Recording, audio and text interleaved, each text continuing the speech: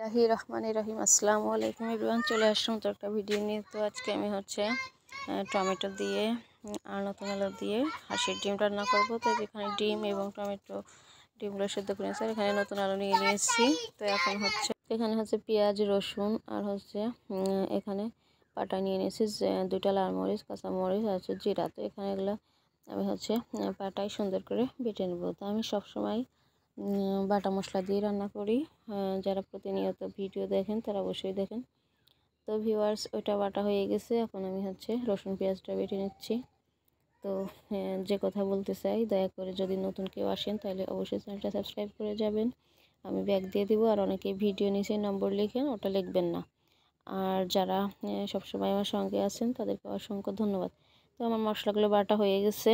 এখন আমি কড়াইতে নিয়ে নিলাম হচ্ছে স্বাদ অনুযায়ী একটু তেল নিয়ে নিলাম।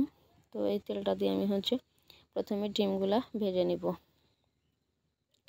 তো ডিমগুলা হচ্ছে ভেজে নিয়ে আমি হচ্ছে রান্নাটা করব। অনেক এই যে ভাজা হয়ে গেছে, আমি হচ্ছে এখন ওই তেলের মধ্যে আরও কিছুটা তেল দিয়ে দিয়েছি। তো তেল দিয়ে এখন বাটা মশলাটা আমি দিয়ে দিলাম। তো দিয়ে এটা আমি ভালো করে নেড়েচেড়ে ভেজে নেব। তো ভিউয়ার্স, একটা লাইক দিয়ে ভিডিওটি দেখবেন। আর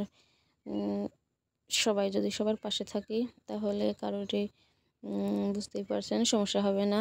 তো দয়া করে সবার ভিডিও দেখবেন এবং সাথে থাকবেন। অনেকে ভিডিওতে ঢুকে একটা লাইক দিয়ে বের হয়ে যান, এটা করবেন না। তো আমি এখানে লবণ এবং হলুদ দিয়ে দিলাম পরিমাণ মতো।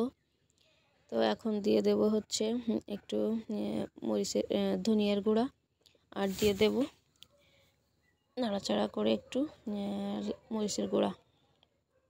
তো মরিচের গুঁড়াটা দিয়ে আমি হচ্ছে সব কিছু নেড়ে নিচ্ছি একসাথে। তো সাইডের মরিচগুলো দেখতে পারতেছেন, মরিচগুলো হচ্ছে আমি কিনে এনেছি বেশি করে, এগুলো সংরক্ষণ করব তার জন্য। তো এখানে অল্প একটু পরিমাণে পানি দিলাম। পানিটা দিয়ে আমি হচ্ছে মশলাটা কষিয়ে নেব। তো এই যে আমি এখানে মশলা কষানোর পরে দিয়ে দিলাম হচ্ছে আলুগুলো। তো আলুগুলো দিয়ে আমি হচ্ছে ভালো করে নেড়ে মিশিয়ে নিচ্ছি মশলার সঙ্গে। আর একটু পরিমাণে পানি দিয়ে দিচ্ছি হচ্ছে আলুটা কষানোর জন্য। তো নতুন আলু অত পানি লাগবে না। তো কালারটা দেখুন, মাশাআল্লাহ অনেক সুন্দর দেখাচ্ছে। তো এখানে আমি কাঁচা টমেটোগুলা দিয়ে দিচ্ছি, ওটা ভালো করে বলক ওঠার পরে।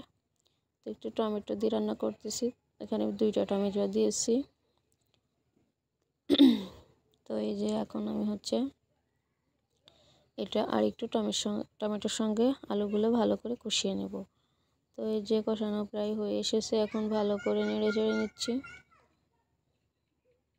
তো আবার বলতেছি, যদি নতুন কেউ আসেন তাহলে অবশ্যই আমার সাথে থাকবেন আর কমিউনিটিতে একটা লেটার দিয়ে যাবেন। আর ফুল ওয়াচ করে যাবেন, মানে ছোট ভিডিও একটু টেনে হিস্ট্রি না দেখে সম্পূর্ণটা দেখবেন। তো মশলাটা কষানো হয়ে গেছে, এখন হচ্ছে আমি এটা ভালো করে নেড়ে জাল করে নিব ভালো করে। তো ঝোলের জন্য পানি দিয়ে দিয়েছি, আর হচ্ছে নেড়ে মিশিয়ে নিচ্ছি। তো এখন ভালো করে জাল করে নিচ্ছি, সুন্দরভাবে বলক উঠে গেছে। এই যে এখন হচ্ছে নেড়ে সুন্দর করে একটু 2-1টা আলু আমি ভেঙে দিচ্ছি। তো এখন হচ্ছে আর একটু নেড়ে নিব। তো ভিউয়ার্স, আবারও অনুরোধ করতেছি, প্লিজ হচ্ছে আপনারা ভিডিওটি লাইক দিয়ে দেখবেন। তা এই যে আমার হচ্ছে ডিমগুলো আমি কেটে নিয়েছি, যাতে ভিতরে মশলাটা ভালোভাবে ঢুকে। হাঁসের ডিম যেহেতু কুসুমটা বাচ্চারা খেতে চায় না। তো এই যে এগুলা হচ্ছে প্রায় হয়ে এসেছে তরকারিটা আমার। তো আমি হালকা করে একটু নেড়ে নিচ্ছি। তো এখন হচ্ছে চুলা বন্ধ করে দেব। এরপর হচ্ছে পরিবেশন করে নিলাম।